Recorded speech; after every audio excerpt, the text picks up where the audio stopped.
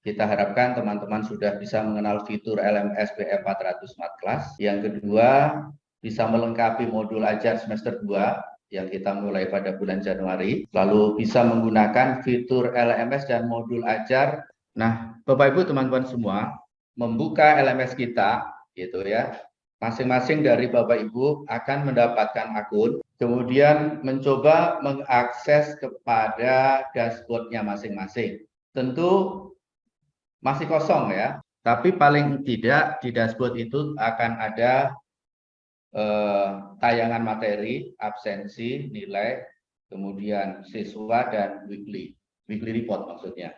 Bahwa modul ajar yang kita susun ini adalah modul yang disusun sesuai dengan jumlah tatap muka dalam satu semester. Apapun kurikulum yang berlaku, baik kurikulum K13, kurikulum Merdeka, kurikulum Cambridge, pekerjaan kita sebagai guru itu adalah pekerjaan yang selalu berurusan dengan kalender. Oleh karena itu, yang lebih penting adalah apapun kurikulumnya, tetapi prinsipnya kita semua perlu menyiapkan menu pembelajaran pada saat tatap muka dengan siswa. Oleh karena itu, yang perlu kita sadari bersama dalam analisis, tentu harus melihat kalender akademik yang sedang berlaku. Nanti kita akan bedah sedikit. Yang kedua, berbasis digital dan platform BM400. Sudah pasti bahwa karena kita akan menggunakan platform BM, tentu kita berbasisnya digital. Yang ketiga, disusun ulang dari Google Classroom.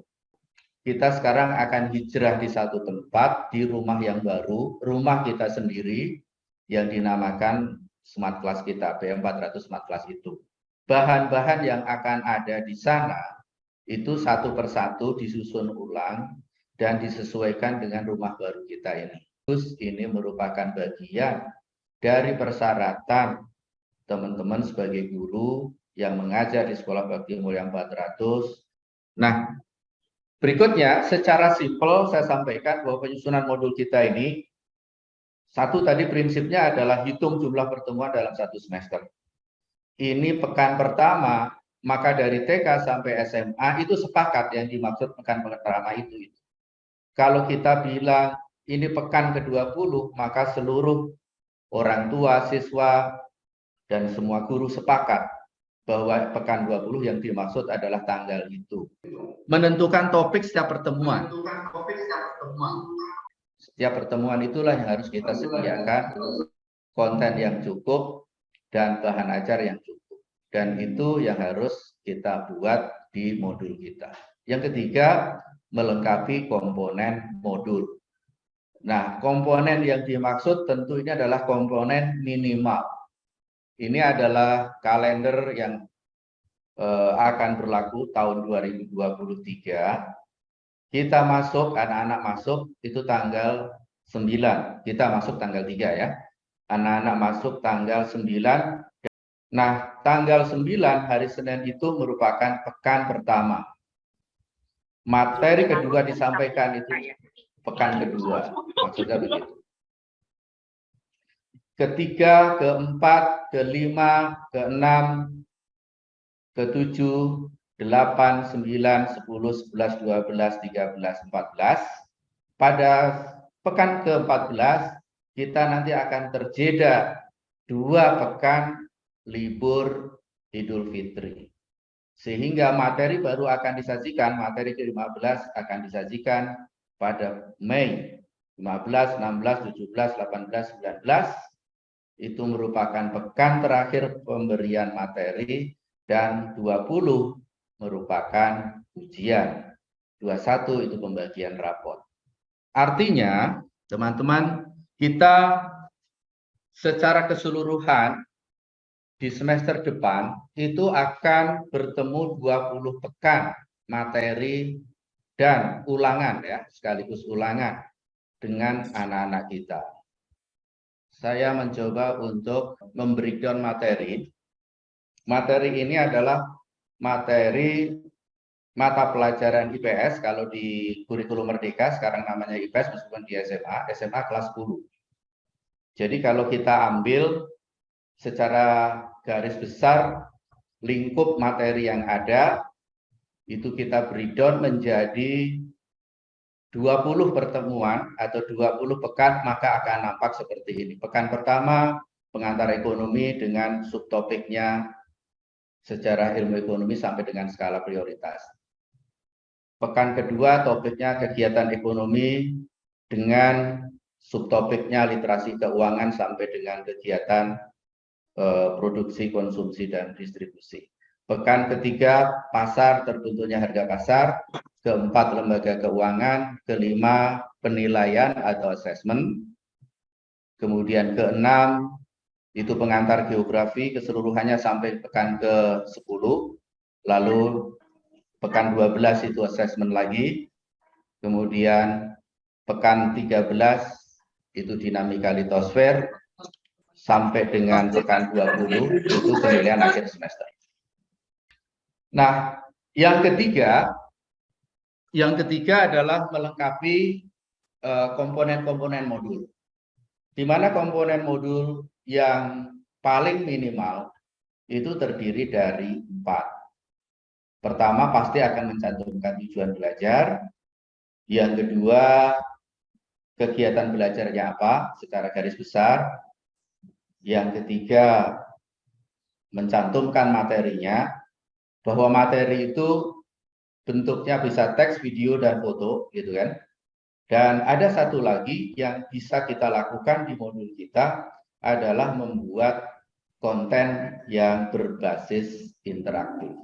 Dan yang keempat, setiap kali tatap muka kita akan melakukan penilaian dan refleksi dalam bentuk tes, kuis, maupun pertanyaan-pertanyaan singkat. Yang terkait dengan materi belajar, menggunakan aplikasi namanya Lumi Education. Ini adalah aplikasi yang bisa teman-teman persiapkan terlebih dahulu untuk di-download. Kemudian tutorialnya coba dipelajari. Ini dari 20 pertemuan yang tadi sudah saya sampaikan, saya sudah coba untuk tampilkan di sini gitu ya. Ini pekan pertama, topik pekan pertama, topik pekan kedua, pekan ketiga, pekan keempat, kelima, keenam, ketujuh, kedelapan, kesembilan, 10, 11, 12, 13, 14, 15, 16, 17, 18, 19, dan 20. Bentuknya akan seperti ini nanti. Tampilan di teman-teman yang sudah dirapikan ya. Jadi ini deskripsi materi sedikit gitu ya. Kemudian tujuan pembelajaran. Tadi kan komponennya begitu. Tujuan pembelajaran, lalu kegiatan pembelajarannya, lalu bahan ajar. Ya. Lalu ini tesnya, ya. Kemudian jadi tesnya ini nanti bisa disambungkan dengan nilai rapot. Kita tidak perlu 2 kali lagi mengolah nilai, itu bersambung dengan Lager dan itu artinya sudah ke rapot. Dan terakhir itu adalah refleksi. Saya akan mengakhiri dengan menunjukkan bahan ajar yang diolah oleh Lumi. Jadi ini yang dinamakan buku interaktif. Ada sedikit covernya gitu ya. Ini berbeda dengan versi PDF. Nah, ini anak-anak bisa mengakses seperti ini, di mana selain mereka membaca, mereka juga bisa mengerjakan kuis di sini. Jadi setelah membaca, kita cegat mereka dengan kuis. Ini diminta untuk menulis. Misalkan fenomena. Nah, setelah membaca, mereka akan mencari kata kuncinya gitu ya. Nah, ini bisa disetting kalau mereka salah, harus ngulang sampai betul. Itu bisa disetting. Di sini ada settingannya. Kita tidak bahas itu hari ini, tetapi sekali lagi lain kesempatan kita bahas ini. Anak akan terus membaca gitu ya. Sini. Ini copy paste saja. Jadi sekarang ini kan bahan sangat mudah. Ini adalah buku Kemendikbud yang dipakai untuk IPS kelas 10. Bisa dicek teman-teman yang mengajar di SMA. Setelah membaca, kita juga bisa buat soal yang interaktif begini. Kalau ini digeser. Gitu. Nah, misalkan begitu ya, geser. Dan ini sebetulnya sangat gampang bikinnya, sampai selesai taruhlah begitu ya. Nah, ternyata salah semua. Nah, video ini kalau di Lumi ini kita bisa custom di sini diberi soal. Jadi anak tidak bisa melanjutkan kalau soal itu tidak dijawab. Benar. Nah, ini cocok biasanya untuk pelajaran bahasa. Jadi anak-anak harus mengulang sehingga mereka harus jawab dulu.